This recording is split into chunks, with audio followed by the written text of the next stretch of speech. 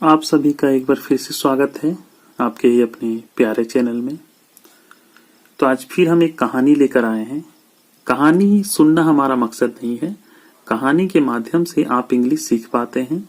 इस कहानी में जो भी वर्ड मीनिंग है उसकी हिंदी लिखेंगे और एकदम ट्रांसलेट करते हुए एक एक लाइन को समझेंगे, जिससे कि इंग्लिश को पढ़ने लिखने समझने में आपको कोई दिक्कत नहीं होगी। अच्छा लगेगा तो लाइक करिएगा, ठीक है। द फोर सन्स, कहानी का नाम क्या है, कहानी का टाइटल क्या है? द फोर सन्स, चार बेटे, चार बेटे, है ना। There lived an old man in a village, एक गांव में एक बूढ़ा आदमी रहता था। एक गांव में एक बूढ़ा आदमी रहता था। ओल्ड का मतलब क्या होता है? बूढ़ा। और विलेज का मतलब होता है गांव। यदि आपको इंग्लिश सीखना है तो लास्ट तक आपको वीडियो को देखना है, क्लास में रहना है, तभी आप इंग्लिश सीख पाएंगे। और एक बार में आप इंग्लिश नहीं सीखेंगे, धीरे धीरे आप इंग्लिश सीखेंगे, ठीक ना। तो एक गांव में एक बूढ़ा आदमी रहता था। ही हैड फोर सन्स, उसके चार बेटे थे, उसके चार बेटे थे। In spite of all his efforts, अपनी सारी कोशिशों के बावजूद, अपनी सारी कोशिशों के बावजूद, इन स्पाइट मतलब के बावजूद, के बावजूद, हिज मतलब अपनी, एफर्ट्स का मतलब होता है कोशिशों,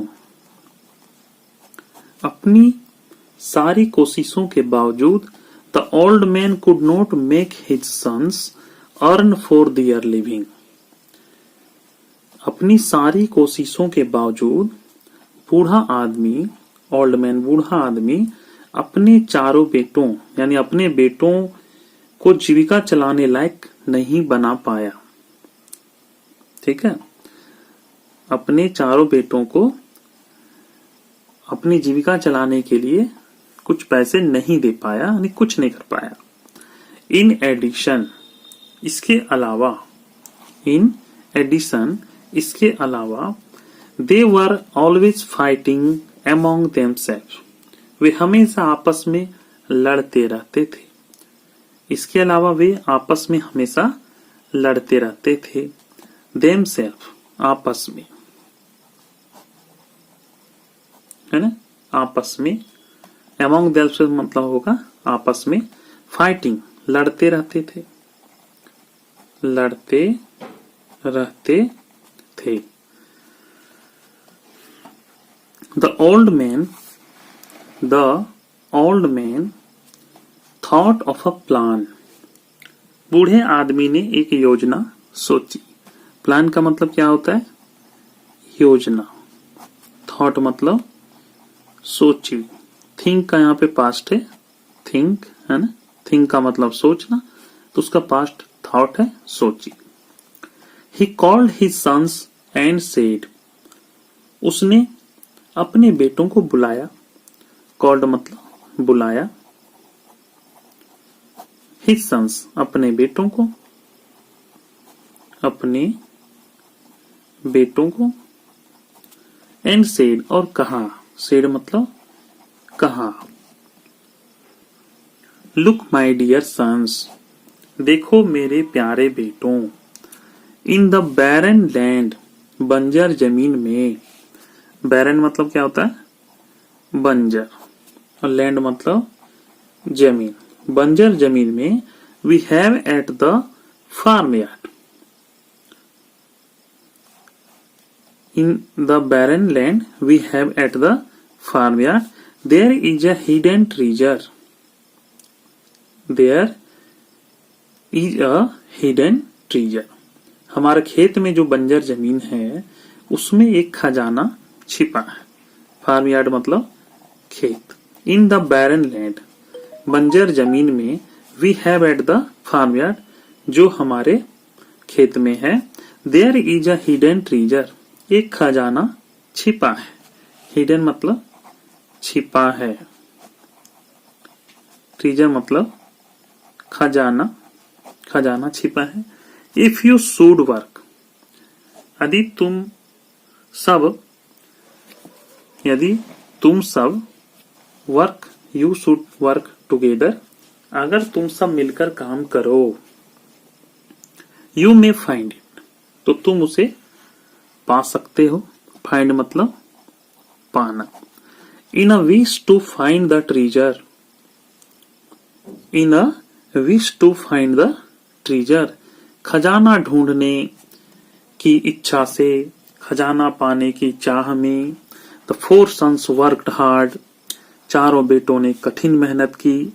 bye digging and digging all through the land, और जमीन में खुदाई करके खूब मेहनत की, है ना।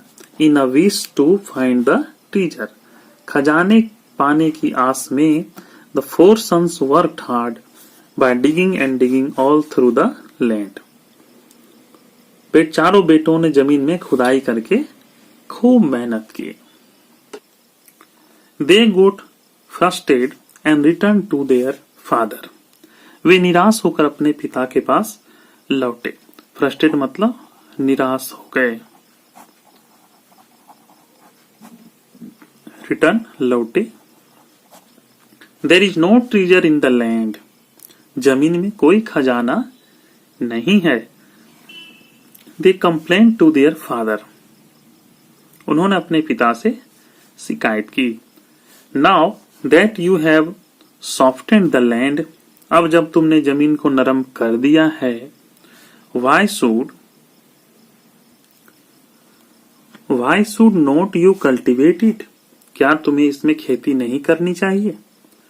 Was the reply of their father to their query, उनके पिता ने उनके प्रश्न का उत्तर दिया। ऑफ वेंट द सन्स, बेटे चले गए। सून, जल्द ही। The whole barren land was rich crops, soon जल्द ही, जल्द ही। द होल बैरन लैंड, पूरी बंजर भूमि। वाज रिच क्रॉप्स, भरपूर फसलों से उगाई। This is the real treasure my sons, यह असली खजाना है मेरे बेटों। रियल मतलब असली। Said the now proud father, अब गर्वित पिता ने कहा।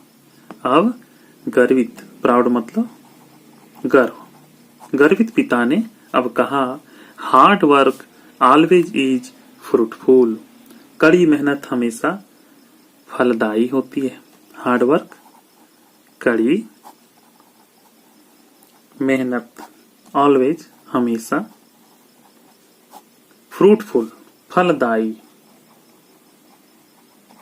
कड़ी मेहनत हमेशा फलदायी होती है। The quarrelling sons then on lived in harmony and became rich soon, झगड़ने वाले बेटे। क्वेरलिंग सन मतलब झगड़ने वाले बेटे फिर से मिलजुल कर रहने लगे और जल्द ही अमीर बन गए। हार्मनी मतलब मिलजुल कर, मिलजुल कर, और बिकेम रिच सून, और जल्द ही अमीर बन गए। आशा करेंगे बहुत अच्छे से आपको समझाया, बिल्कुल आपकी भाषा में आसान तरीके से। अच्छा लगा हो तो लाइक करिएगा और कमेंट करके बताइएगा कि और आपको कैसा लगा और क्या जरूरत है आपको, उस हिसाब से हम वीडियो बनाएंगे। मिलते हैं अगले क्लास में, तब तक के लिए धन्यवाद।